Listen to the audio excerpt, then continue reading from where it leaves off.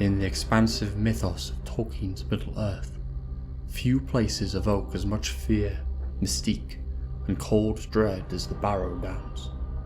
This strange region, located in the heart of Eriador, just east of the Shire and south of Bree, is a land of ancient tombs shrouded in mist and mystery. The Barrow-Downs, or Tirn Gorthad in the Elvish tongue, are not merely geographical features, but repositories of ancient history, dark magic, and the lingering shadow of past civilizations. Their history, from their construction by ancient peoples to their current state of eerie desolation, paints a picture of a land deeply marked by sorrow and fear. The origin of the Barrow-Downs stretches back into the foggy mists of the First Age. Initially, the region was populated by the Edain, the noble ancestors of the Dunedain, who were among the first men to encounter the elves and befriend them. These early inhabitants constructed the barrows as burial mounds for their warriors and chieftains, following a tradition deeply rooted in their holy reverence for the dead. The construction of these barrows was a solemn affair, involving elaborate burial rituals and the internment of treasures alongside the deceased, symbolizing their status and achievements. The Edain, and later the Dunedain, used these mounds to bury their nobility, making the Barrow-Downs a sacred necropolis, with great standing stones often marking the graves. These stones were not just idle decorations, but were thought to be imbued with a spiritual presence, guarding the resting places of the dead. As the years passed, these barrows accumulated, creating a landscape dotted with grassy mounds that concealed the remains of bygone heroes and rulers. The Barrow-Downs reached their height of importance during the Second Age with the establishment of the Kingdom of Arnor by Elendil and his descendants, the Númenóreans who survived the downfall of their island kingdom. Arnor was a realm of great power and influence, and the Barrow-Downs served as a royal burial ground for its kings and nobles. However, the kingdom's unity did not last. It eventually fractured into smaller successor states, Arthedain, Cardolan, and Rudar, which weakened the northern kingdoms and made them susceptible to external threats. One of the most significant threats emerged in the form of the Witch King of Angmar, the leader of the Nazgûl and the greatest servant of Sauron. In the late Third Age, around the year 1300, the Witch King established the realm of Angmar in the north, launching a relentless campaign against the remnants of Arnor. His influence spread fear and darkness throughout the region, and the Barrow-Downs were not spared. It was during the long wars between Angmar and the northern kingdoms that the Barrow-Downs would fall into disuse and neglect. The final blow came with the Great Plague of 1636 of the Third Age, which decimated the population of Cardolan, leaving the region, including the Barrow-Downs, largely deserted. With the abandonment of the Barrow-Downs, the once sacred burial grounds became a haven for darker forces. The most notable of these were the Barrow-wights, malevolent spirits that began to haunt the tombs of the dead. The origin of these wights is shrouded in mystery, but it is widely believed that they were either sent by the Witch King of Angmar or drawn to the area by residual dark energy left behind by his conquests. These Barrow-wights were spectral beings, malevolent and cold, capable of inducing terror and paralysis in all those unlucky enough to encounter them. They are dark, twisted creatures with the ability to animate the dead and use the skeletal remains within the barrows to take physical form and attack intruders. They are a grim reminder of the corruption that can befall even the most sacred of places.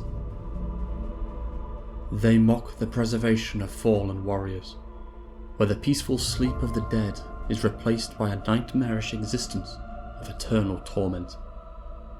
These creatures guard the treasures and remains of the dead, ensnaring unwary travellers with their dark enchantments.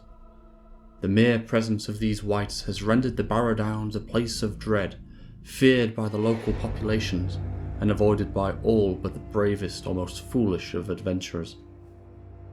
They have had a profound influence on the surrounding lands and the cultures of the people who live near them. The area is enveloped in an atmosphere of ancient sorrow and foreboding, a place where the veil between the living and the dead feels perilously thin.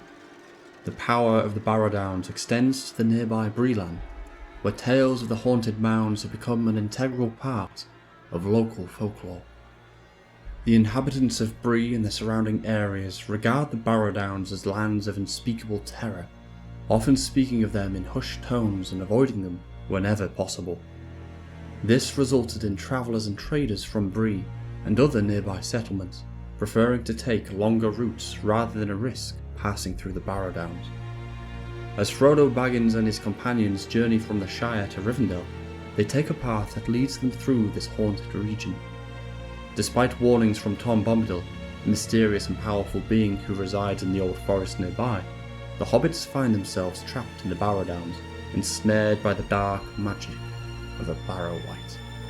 This encounter is a chilling moment in the narrative, highlighting the danger and malevolence of the restless dead. The hobbits are rendered helpless by the wight's power, and they are laid out on a stone altar within a barrow seemingly destined to become victims of a dark ritual. It is written, "In the very dead of night there came a soft sound, a swish and a crack, the noise of rending and tearing of stones. Frodo lay still, but he could not shut out the vision of a crawling shape, all in green and shadow." The scene is heavy with symbolism, evoking themes of death, sacrifice, and the omnipresent threats of evil in Middle-earth. It is only through Frodo's courage and plan to summon Tom Bombadil that they are saved from a grim fate. Tom Bombadil, an enigmatic and powerful being, responds to Frodo's call and dispels the wight with his song and presence. He rescues the hobbits, breaking the curse of the Barrow-wight and restoring light to the darkened tombs. Tom's intervention adds another layer of mystery to the Barrow-Downs. His ability to dispel the Barrow-wights and free the hobbits suggests the deep, mysterious power that defies the old dark forces at work in the region. Regardless, the Barrow-Downs are a potent homage to decay and darkness in Tolkien's work. They embody the lingering influence of history, the corruption of power, and the thin boundary between life and death. They are a place where the past is inescapable, where ancient wars and long-dead kings still cast a shadow over the present. They are a testament to the passage of time, filled with the remains of those who once shaped the world, but are now forgotten. Now they are but a remnant of a time when the dark forces of Middle-earth sought to dominate and destroy. And their ruined presence serves as a reminder of the ever-present danger of such corruption. Their ancient history, filled with the noble deeds and tragic downfalls, combined with the dark presence of the Barrow-wights, creates a setting rich in atmosphere and symbolism.